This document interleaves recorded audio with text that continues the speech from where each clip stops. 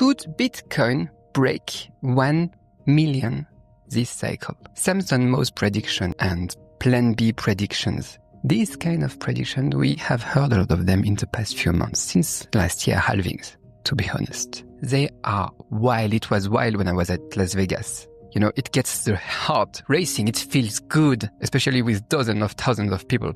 You're just around you. And I would not say no to such a price tag, you know, but sorry to say, I think they are dreaming. Even toward the Mr. 500k target, it feels like a long shot to me. Hi guys, it's Cédric. Today I'm diving into the data, macro constraints, capital flows, structural weaknesses in the market to explain why, even though I'm bullish on Bitcoin price, on Bitcoin future, why I think a 500k price tag is an unrealistic expectation. It's not FUD. Any price prediction that ignores the big picture is just irresponsible. You will make the wrong decisions at the top if we don't talk about all that. Let's look at some key numbers then. According to the Federal Reserve, the effective federal funds rate is 4.33%. That is a restrictive level, meaning borrowing money is still expensive. It doesn't favor Bitcoin. Bitcoin parabolic surges historically happen in zero interest or quantitative easing environments with crazy liquidity. Right now we are in a cooling cycle. Expecting a massive bull run in this environment, it goes against basic financial logic. Let's check this one here. Gold's total market cap, 23.2 trillion, while Bitcoin, it's only 2.3 trillion. If Bitcoin hit 500k, its market cap would exceed 10 trillion, half of gold's value. That would require sucking massive liquidity from global markets. In a world where the money faucet is half closed, that's nearly impossible. So for the macro environment, we are stuck. It's the first and most fundamental hard constraint. Next, let's talk about what the bulls are banking on. ETF inflows. The data shows ETF flows are neither stable or anywhere near the level needed to drive Bitcoin to 500k. According to Farside investors here, July and August saw constant back and forth between inflows and outflows. And here, GBTC in particular, it's bleeding red almost daily. On August 1st, it saw a massive 66.8 million outflow in one single day. GBTC, you know, it's a legacy trust turned ETF. It has a big problem. It has a steep 1.5% management fee, while newer ETFs like IBIT and FBTC charge just 0.25%. So early investors cashing out profits or breaking even are selling off.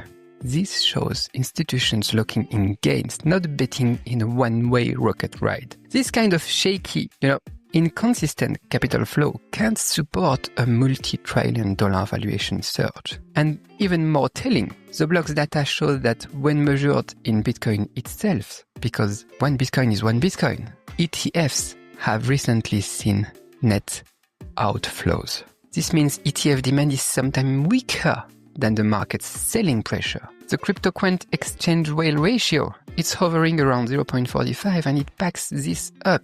0.4, 0.45, yeah. It signals big holders are moving Bitcoin to exchanges, ready to sell when prices spike. This constant selling pressure acts as a major barrier to price surges. Dreaming of endless, one-way capital inflows just isn't realistic. The data is clear here. And finally, let's look at the market itself. It's far from rock solid. Bitcoin Magazine Pro's net unrealized profit and loss.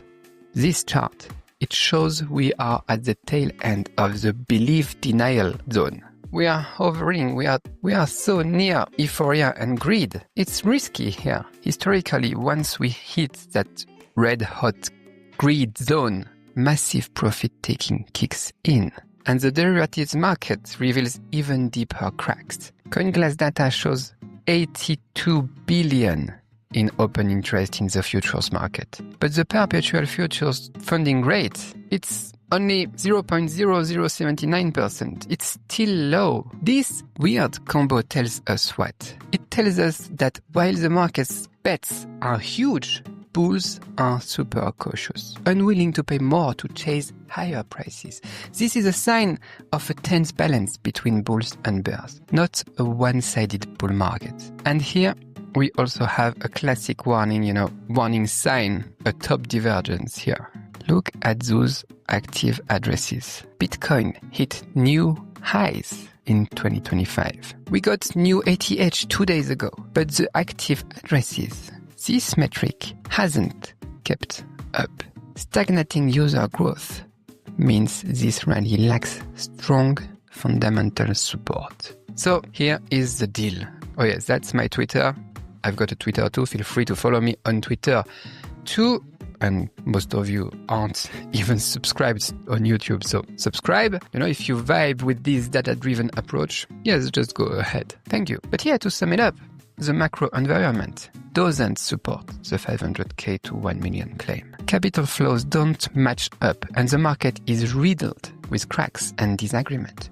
Based on the data hitting 1 million or even 500K, this cycle, at least, is pretty much impossible. A more realistic path, Bitcoin could challenge 200K to 300K this cycle, which would still be a massive win. That would be great. And maybe we could push a little bit more, the toppest, if we really want to extend. And if retail gets crazy, it would be 423,000 USD per Bitcoin. But those buying at that price would just become, in my opinion, exit liquidity for those taking profits. It may be short-lived. Because after getting to 400K something, 500K is a psychological price, The selling pressure would be really hard at this price point. And planets being not aligned, as we saw just a few minutes ago, we couldn't get to a healthy 500K. Okay, let's be clear once again. I'm not doubting Bitcoin's long-term value. Its tech and the financial network it's building now have huge potential. A 1 million Bitcoin someday would not shock me. It will get there. But this cycle is missing the firepower to get there, at least for now. As investors, our job is to make decisions grounded in reality, not to bet on hype. Hyping a low probability event as a sure thing is something we need to watch out for. We have to respect the data. We have to respect the numbers. It's math, it's statistics. It's clear, it's on-chain. You can see it, it's public. It's Bitcoin. Respect the data. What do you think? Could these hard constraints I have pointed out be broken? Or do you see even bigger risks I haven't mentioned? Drop your thoughts in the comments below or add me on Telegram. The link is in the description too. If you want to discuss directly with me about all that. I'm Cédric and I'll catch you in the next one. Merci et au revoir.